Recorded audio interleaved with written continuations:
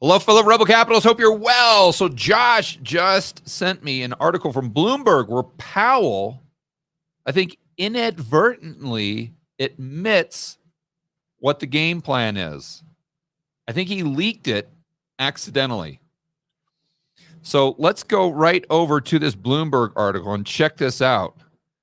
I think you guys are really going to enjoy this. It just, as soon as I saw this chart, as soon as I saw Powell's comments, it's like the light bulb just immediately went on. I'm like, that's it. That's it. That's why he does what he does. Right here, the title of this Bloomberg article, Powell haunted by repo crisis as Fed aims to cut balance sheet. So you guys remember the repo blow up. This was back September 2019. It's when I first started my channel, and I was doing many, many videos on this. And the mainstream narrative is that the reserves in the system just got too low. There just wasn't enough reserves. We only had 1.5 trillion when 10 years prior, we had 40 billion. And somehow that was enough. But no. 1.5 trillion. That's way, way, way too low, obviously. And since we didn't have enough reserves, oh my gosh, the banks can't lend any money. They ran out. What are they going to do? If they don't have any cash, they can't lend it. It's a simpleton way of thinking about the monetary system. But that's the mainstream narrative. So then what we had is repo rates spike. It went to 10%.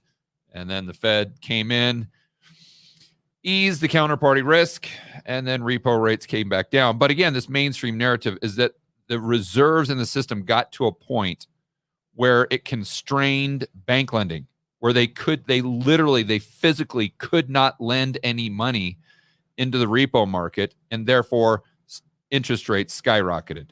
Again, that's not my view. That's the mainstream view.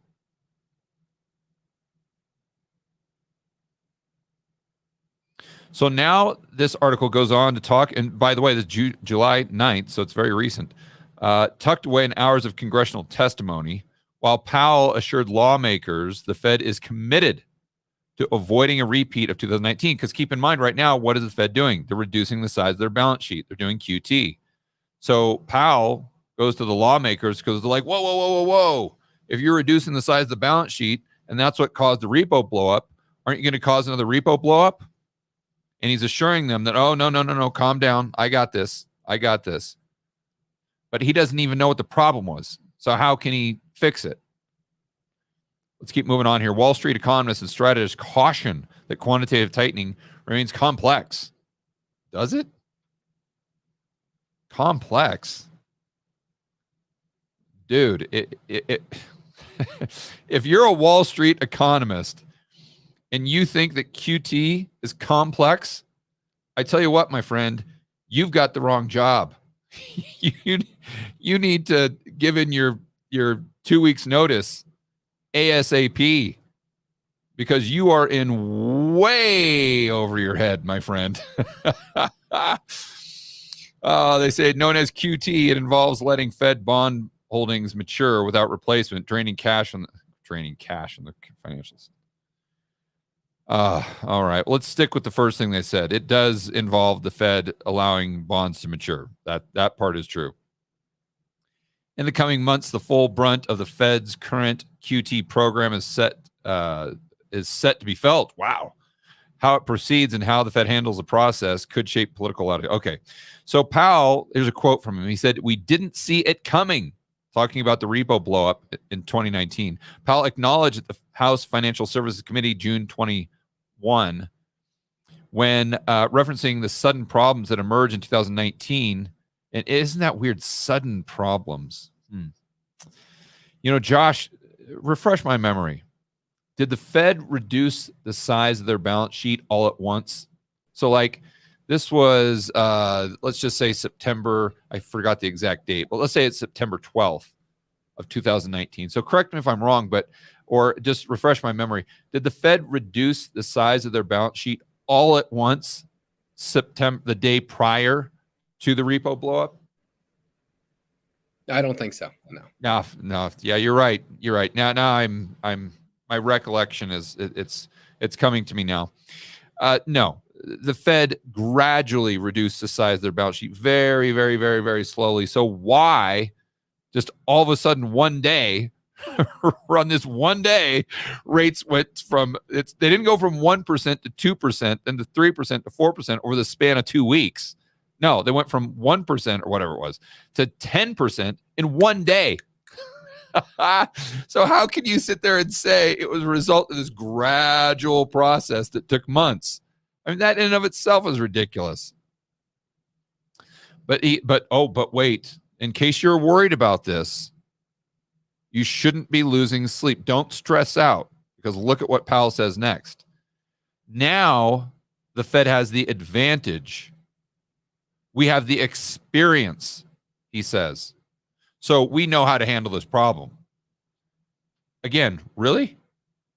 How can you fix the problem when you don't even know what the problem is? You don't even know what created it. You don't even know what the catalyst was. And every one of your hypotheses is ridiculous.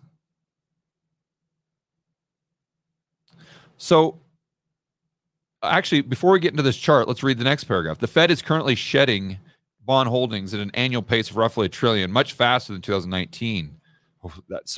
Oh my gosh. So what they're implying there is because the rate of change is a lot more, is a lot sharper, because the rate of change is so much larger, so much faster, then you would assume that the probability of another repo blow up is also increased, even beyond what it was in 2019.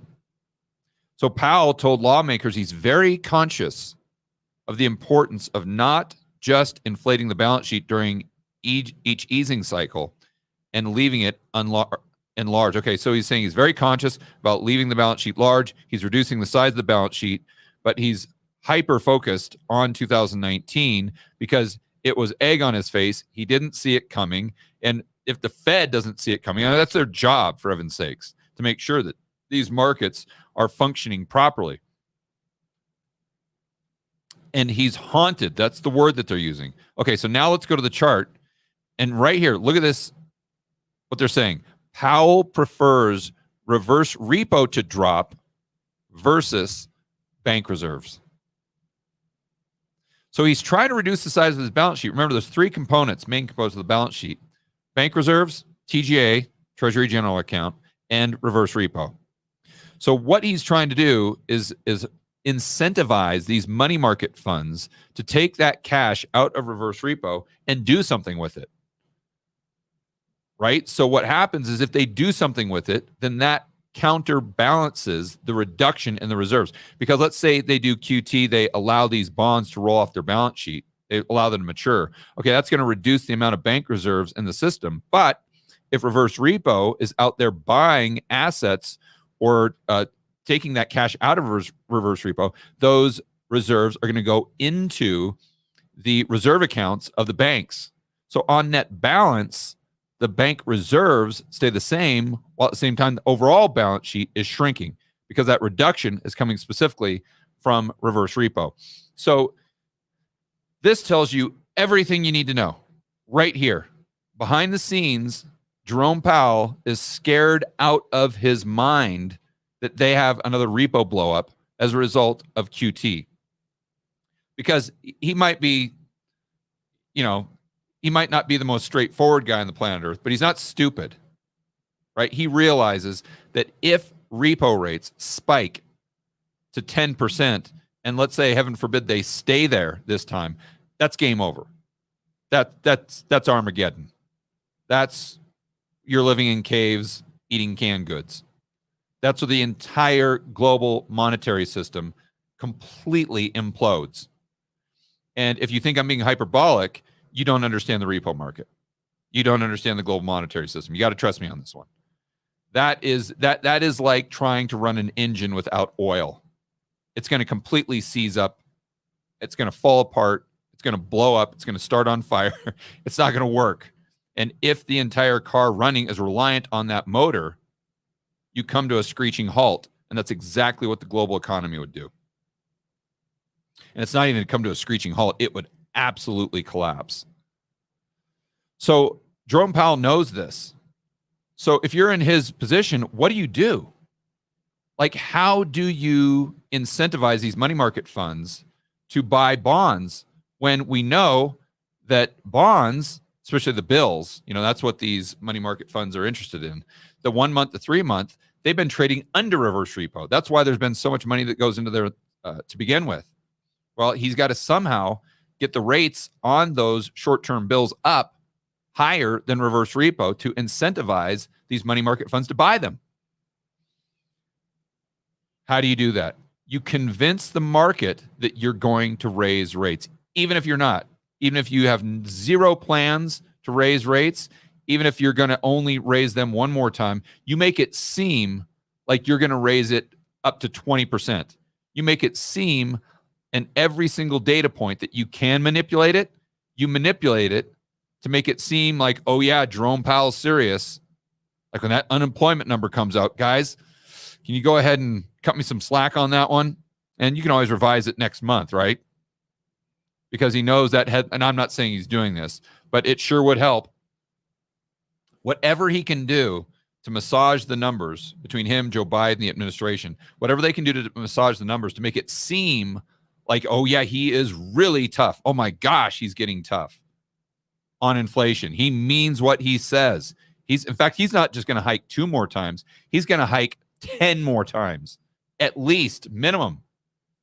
And so then what happens is the market believes this, the narrative changes, and then the interest rates on those short-term bills goes up above reverse repo, and Jerome Powell, through, I would call it mental manipulation, manipulates the market to do his bidding for him because he's scared out of his mind that if he continues to reduce reserves, that you're going to completely have a global monetary meltdown. This is what I think is really going on behind the scenes. So having said that, we can kind of use some game theory to try to determine, what Powell is going to do next, understanding what is truly, or one of the main drivers that's really pushing him to decide to either pause, increase, or decrease rates moving forward. I think the main question that I'm going to be asking myself is, how would rates go back down regardless of the psychological manipulation that the Fed was using? So if those rates go back down below reverse repo, I'm talking about the short-term bill rates, and if the Fed is still doing QT, that's when it gets exciting. So we'll have to watch for that. I'll keep you posted on this channel. All right, guys, enjoy the rest of your afternoon. As always, make sure that you're standing up for freedom, liberty, free market capitalism. See you in the next video.